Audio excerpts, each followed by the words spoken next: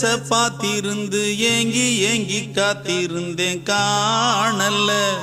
மணி 7 8 ஆன பின்னும் ஊரடங்கி போன பின்னும் சோறு தண்ணி வேணும் இன்னு தோணல்ல.